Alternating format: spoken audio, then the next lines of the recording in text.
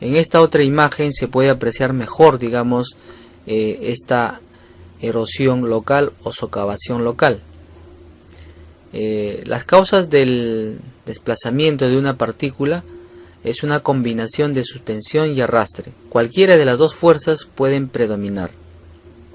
La socavación se origina por movimientos vorticosos que ocurren a pie de los estribos o pilares de puentes. Lo que causa más daño a una cimentación de puente son los vórtices que originan remolinos que socavan el material alrededor del estribo o pilar, que pueden alcanzar profundidades de hasta 20 metros, como sucedió en un puente en Piura con el fenómeno del Niño. Entonces, ya saben, es precisamente ese choque, ese cambio brusco de las líneas de corriente de agua que hacen de que se produzca, digamos, la socavación del suelo, de la cimentación del pilar o estribo, ¿no? Fíjense acá este agujero de este vórtice que se ha originado, vista en planta y vista en perfil. Aquí se puede observar dos líneas de corriente. La línea de corriente continua es la que provoca un vórtice de herradura en el fondo de la cimentación, mientras que las punteadas van a provocar un vórtice de estela. La diferencia entre las punteadas y las continuas es que las continuas básicamente producen la erosión alrededor del pilar o estribo, mientras que las líneas discontinuas van a producir erosión aguas abajo del pilar. En síntesis, tiene que ver mucho con la ubicación de la erosión. En esta imagen se puede apreciar la socavación tipo herradura, que socava tanto aguas arriba como aguas abajo, mientras que la socavación de tipo estela vorticosa es básicamente abajo, ¿no? Y la erosión, digamos, sesgada es cuando se produce, digamos, ambos casos, ¿no? Generalmente, cuando se diseña un puente, se realiza en función al caudal máximo de avenida, pensando que causará el máximo daño. Eso es lo que se estila. Pero a veces olvidamos otro concepto. Ocurre otra posibilidad. Esto debido a que los ríos de fuertes pendientes tienden a pegarse más hacia sus extremos, vale decir, hacia sus orillas, provocando más socavación en las paredes laterales del río, es decir, en los estribos, a diferencia de los pilares, y a las que no necesariamente tiene que ocurrir la avenida máxima probable. Veamos ahora lo que es profundidad de socavación. ¿Cómo se determina esta profundidad de socavación? Sobre todo debido a que la mayoría de los puentes han fallado por una mala estimación en la profundidad de socavación. El cálculo de la profundidad de socavación producida por estribos y pilares de puentes es complejo, debido a que intervienen conceptos como hidrodinámica, hidráulica fluvial, transporte de sedimentos e hidráulica experimental. En general, la profundidad de socavación depende de las características de la corriente del río, de aporte de sólidos, de la geometría del pilar o estribo, que anteriormente hemos estado viendo. La forma del pilar afecta significativamente la profundidad de socavación. Un pilar de frontis hidrodinámico reduce la fuerza del vórtice de herradura y por lo tanto reduce la erosión. Igualmente, perfilado hidrodinámicamente aguas abajo reducirá la fuerza de la estela vorticosa. En líneas generales, la forma hidrodinámica del pilar o estribo reduce considerablemente la profundidad de socavación. Como sabemos, en todo puente se lleva a cabo tres tipos de erosión. Uno, por degradación del lecho del río, el PSD, la erosión por contracción, el PSC, y la erosión local alrededor y únicamente de estribos o pilares, el PS. La profundidad de socavación total será igual a la suma de las profundidades de socavaciones, ya sea por degradación, contracción y alrededor de pilares. De esta manera podemos obtener la profundidad de socavación, debido a que es poco la erosión de degradación o general en comparación con la erosión local. es que a veces se desprecia y solo se considera que la profundidad de socavación total sea la suma de la profundidad de socavación por contracción de la corriente de flujo de agua más la profundidad de socavación local alrededor del pilar. Aquí en unos ensayos de laboratorio se puede observar, digamos, las líneas de corriente, cómo se genera remolinos, de tal manera que socava, digamos, la cimentación por ese cambio brusco. Y sobre todo, fíjense, este pilar que es en forma rectangular genera más remolinos alrededor de los vértices, ¿ve? Fíjense acá y fíjense acá.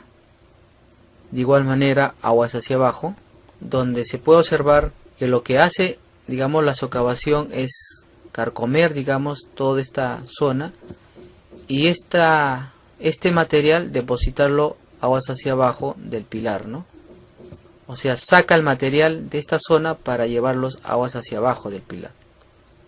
Acá se puede observar las zonas de depósito, las zonas de socavación. Lógicamente que al socavar esta zona en contacto con el pilar va a originar derrumbes de las zonas aledañas y por lo tanto una erosión mucho mayor de toda el área, ¿no?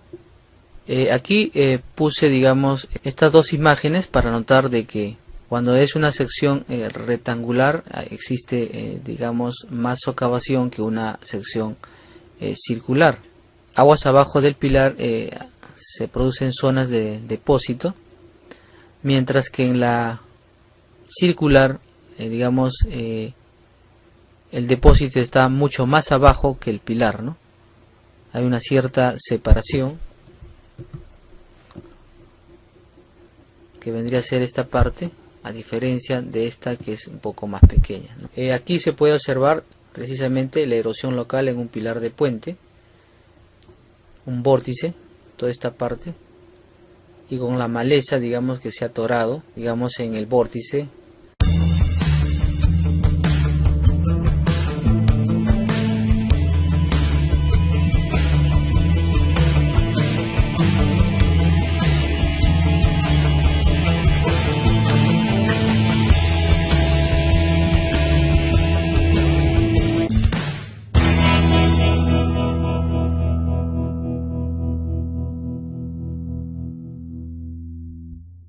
En la foto se puede apreciar el puente peatonal Javier Pérez de Cuéllar sobre el río Rímac, Alto de Huampaní de Chaclacayo.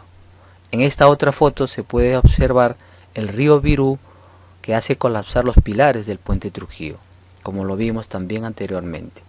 Para ilustrar mejor o tener una mejor idea con respecto a la estimación en la profundidad de socavación que deben tener los puentes, nos fijaremos en los megapuentes del tramo 2 de la línea 1 del Metro de Lima, cuyos pilares están bordeando el río Rímac.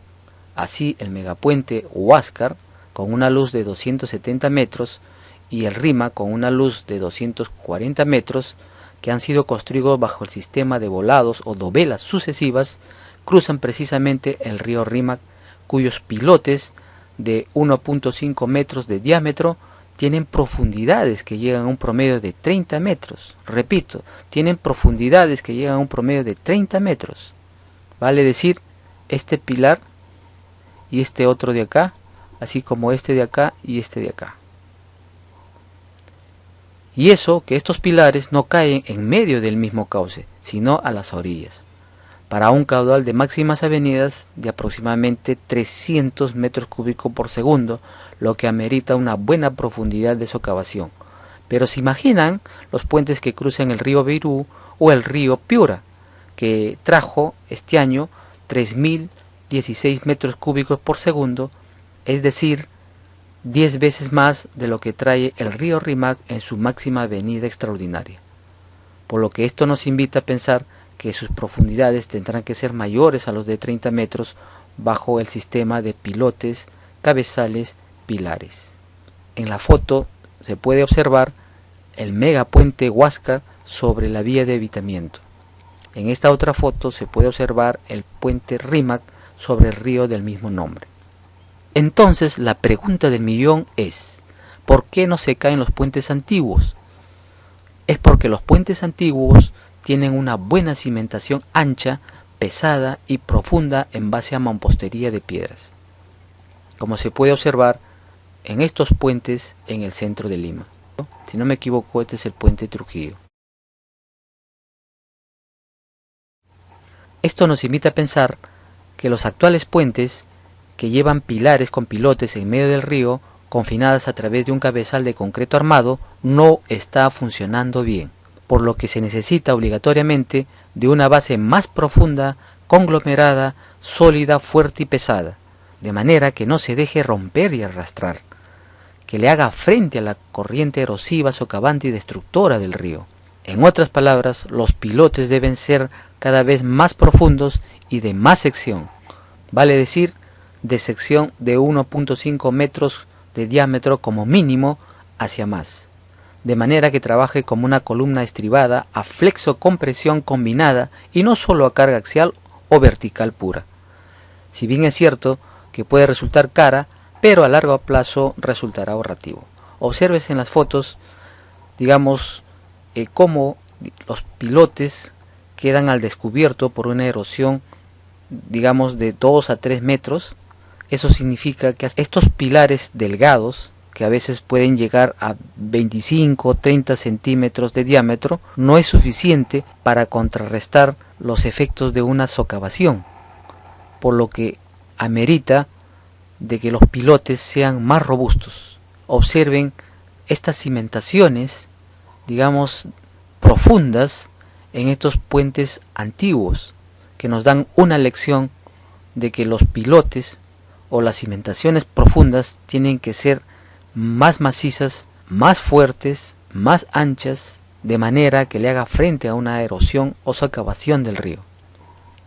Otra forma de luchar contra la socavación es protegiendo el fondo, evitando el fenómeno de la tubificación y un adecuado enrocamiento.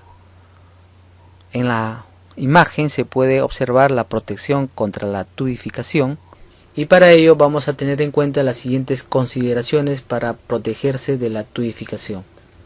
Lo primero, la práctica demuestra que si un flujo de agua a través de las venas filtrantes o intersticios del suelo logra arrastrar las partículas en una cantidad menor al 5% respecto a la masa total, entonces podemos concluir que el suelo no sufrirá el fenómeno de tubificación. Otra de las medidas que contribuyen a evitar la socavación es la compactación. Ojo, ceja y pestaña, compactación del suelo, haciendo que las capas sueltas y flojas se consoliden, reduciendo la relación de vacíos. La importancia de reducir la relación de vacíos y la importancia de la compactación adecuada. 3. Una medida de precaución contra la tubificación es construir filtros especialmente graduados aguas abajo de la pila o estribo para asegurar que el suelo protegido no sea lavado. Este procedimiento consiste en determinar el diámetro de los granos de la capa inmediato inferior, de tal forma que no pueda ser succionado a través de los poros de la inmediata superior. Así sucesivamente se genera una serie de capas hasta llegar al diámetro de los granos del material a protegerse, y así se asegura que la capa inicial no escape de la capa final. La idea del filtro es dejar pasar el agua pero no los granos. Así específicamente se tiene que determinar la granulometría del material de fondo y la granulometría de la capa externa, que asegure que no va a ser arrastrado por la velocidad del agua del río. Todo este sistema de diseño de filtro se asemeja a una pirámide invertida, donde la base inferior está construido por material fino hasta alcanzar la base superior por material grueso en forma gradual y sucesiva. Básicamente algo así como el que se aprecia en la siguiente imagen, ¿no? Una capa de grano fino y al final digamos una capa de grano grueso, ¿no? De tal manera de que las finas no atraviesen la capa sucesiva, y así continuamente hasta llegar a lo más alto, ¿no? Es una pirámide invertida, se podría decir. En esta otra, la protección del fondo.